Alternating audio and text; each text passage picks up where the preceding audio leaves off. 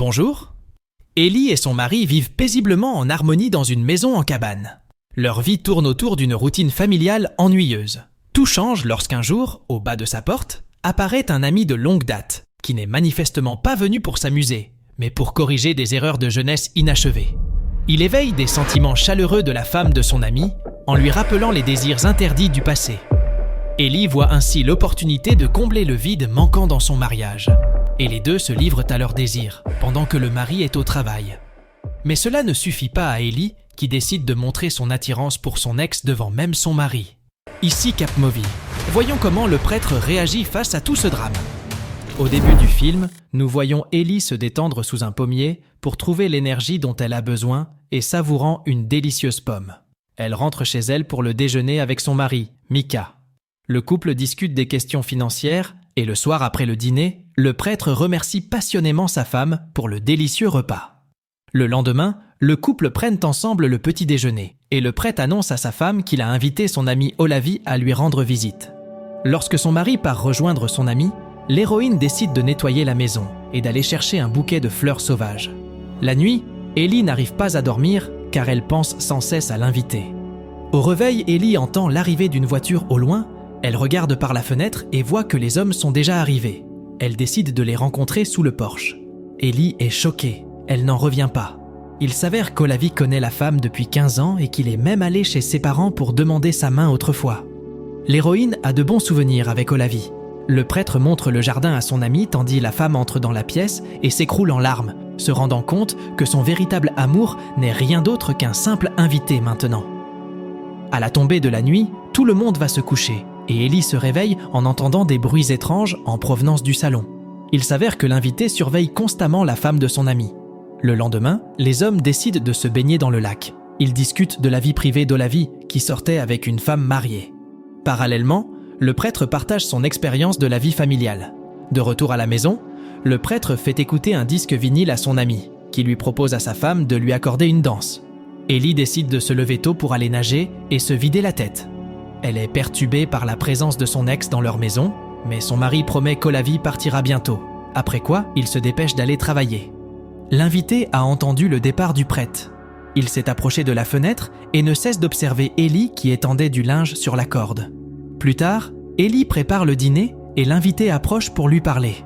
Alors qu'elle débarrassait la table, Olavi lui propose d'aller se promener sur la côte. L'homme lui parle de son nouveau travail et il décide de passer du temps avec les animaux. Sur le chemin du retour, il rencontre Micah, qui les conduit à la maison. Ellie a décidé de faire un masque avant de se coucher. Son mari s'approche d'elle pour obtenir l'attention de sa femme. Après quoi, le couple s'amuse activement dans la chambre à coucher. Olavi, d'apparence frustrée, écoute tous les bruits provenant de la chambre de son ami tout en prenant le thé. Le lendemain matin, Ellie va se baigner de bonne heure. En rentrant chez elle, elle aperçoit Olavi. Il profite de la tranquillité et écrit quelque chose dans son carnet. Ellie s'approche et lui propose d'écouter le sermon de son mari à l'église. Après la messe, le prêtre dit au revoir à sa femme et l'informe qu'il doit partir en voyage d'affaires pour un certain temps. Pendant qu'ils discutent, Olavi escorte le prêtre jusqu'à la camionnette. Le prêtre demande à son ami de prendre soin de sa femme et de l'aider à la maison. Sur le chemin du retour, Olavi attire constamment l'attention d'Ellie par ses plaisanteries. Il parle de l'image de la femme idéale et fait constamment des allusions. Le soir venu, les amis partent pique-niquer au bord du lac. Ils se détendent jusqu'à la tombée de la nuit, puis rentrent à la maison. Allongée sur son lit, Ellie évacue sa tension et reprend des forces en pensant à la promenade en forêt qu'elle a faite avec son ex. Après une baignade matinale, les amis vont à la pêche. Olavi demande à la femme si elle est heureuse dans son ménage avec le prêtre. L'héroïne pense qu'elle est heureuse. Elle lui explique comment elle en est arrivée à cette conclusion, et Olavi lui dit qu'ils ont beaucoup de choses en commun tous les deux. De retour à la maison, Olavi entre sans frapper dans la chambre d'Ellie. Il veut connaître plus intimement la femme de son ami. Ellie se laisse aller, ne montrant aucune forme de résistance. Alors qu'Olavi aide la femme à se détendre, des invités de l'église arrivent. Ensemble, ils écoutent de la musique et boivent du vin. Plus tard, le plaisir est transféré dans la véranda à l'extérieur de la maison. L'un des invités demande à l'héroïne de faire fondre le sauna. Après avoir chauffé le sauna, elle retrouve Lena et Olavi. Les deux copains prennent un bain de vapeur et invitent Ellie de se détendre elle aussi. Ellie refuse. La femme n'aime pas que son ex ait le béguin pour Lena. Elle se précipite dans l'intimité de sa chambre. Tard dans la nuit, les invités, ainsi qu'Olavi, vont s'amuser. Ellie reste seule dans la maison. Le matin, Olavi retourne chez son ami. À son arrivée, Ellie est en train de couper du bois. Olavi pense que la femme de son ami est en colère, mais Ellie ne confirme pas sa conjecture. Elle invite son ex à faire une course dans le lac. La femme se déshabille devant Olavi. Il la regarde attentivement. Le prenant comme une invitation, Olavi se déshabille à son tour. Elle entre la première dans l'eau. Le couple se baigne dans l'eau fraîche. Rafraîchie, Ellie retourne sur le rivage. Sur le chemin du retour, la femme prend la main d'Olavi. Elle veut passer du temps avec lui dans la forêt. Lorsqu'ils s'arrêtent, ils entendent de la musique forte provenant de la maison d'Ellie. Le mari de la femme est rentré d'un voyage d'affaires. Il partage ses impressions sur son voyage missionnaire. En fait, Mika est très heureux de l'arrivée d'Olavi et pense qu'il a bien veillé sur sa femme. En fin d'après-midi, sa femme et lui s'amusent activement dans la chambre à coucher. Olavi les observe à travers l'embrasure de la porte. Il voit le couple se détendre et lui aussi a envie de relâcher la tension dans sa chambre. L'homme entend les cris de sa compagne et apprécie ses sons, en pensant au corps de son ex. Le matin, Mika demande à son ami quels sont ses projets d'avenir. Il n'a pas conscience de l'attirance entre son ami et sa femme. Lorsque le prêtre part travailler, Ellie propose à son ami d'aller se promener. Olavi refuse et semble vexée et veut s'immerger dans le travail. Alors, elle va se promener dans la nature en compagnie de son chien pour évacuer les pensées négatives. Sur le chemin du retour, Ellie rencontre Olavi. L'homme a un comportement étrange. Il se rend compte qu'Ellie et lui sont attirés l'un par l'autre. Il avoue qu'il est jaloux d'elle et de son ami. Avant de rencontrer Mika, Ellie et Olavi avaient une relation étroite et il est clair, chers téléspectateurs, que ce dernier a toujours des sentiments pour elle. La femme raconte à Olavi comment elle a rencontré son mari. Elle ne pouvait pas attendre Olavi pour le reste de sa vie et a décidé d'être heureuse avec un autre homme. Plus tard, la femme repense à sa conversation avec Olavi. Pour se changer les idées, elle décide d'aller se baigner. Tôt le matin, elle propose à son ex d'aller se promener. Ils partent ensemble en bateau vers un beau lieu de pique-nique qu'Ellie a repéré. S'installe dans une clairière au bord du lac, à l'abri des regards indiscrets. La femme accorde une attention particulière à son ex et préfère ne pas se presser. Olavi l'aide progressivement à se détendre. Les amis font les choses correctement dans la nature, sans que personne ne les voie.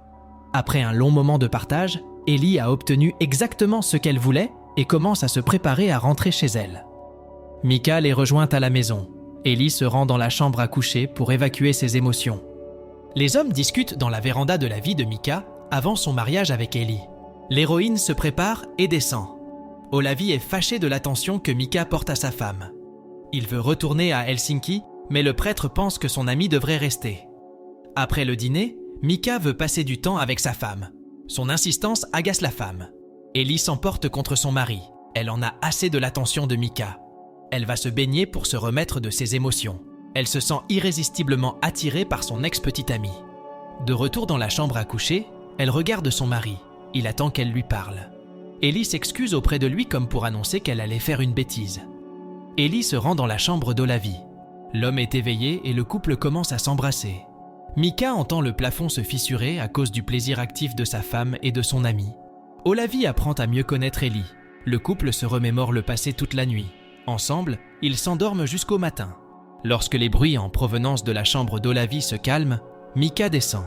Les portes sont ouvertes. Le prêtre, consumé, regarde le couple au lit. Quelques instants plus tard, Ellie se réveille affolée, se rafraîchit dans la cuisine. Elle retourne dans la chambre de son mari. Elle y trouve Mika réveillée, allongée sur le lit et fixant le plafond. Ellie comprend que son mari est au courant et elle demande à nouveau pardon à l'homme, essuyant quelques larmes. Le prêtre dit qu'il comprend l'acte de sa femme. Plus tard, il coupe les branches des arbres du jardin lorsqu'Olavi s'approche pour lui annoncer son départ. Mika lui propose de rester quelques jours de plus. L'ami promet de revenir plus tard et demande pardon au prêtre. Au dîner, Mika annonce qu'il a l'intention de chasser et de voyager plus souvent. Mais soudain, il pointe la bouche du fusil vers la tête de son ami et lui demande s'il doit appuyer sur la gâchette. Tout le monde reste silencieux. Olavi est prêt à payer pour ses actes. Mais le prêtre essuie une larme et baisse son arme en proposant qu'ils aillent ensemble chasser les canards.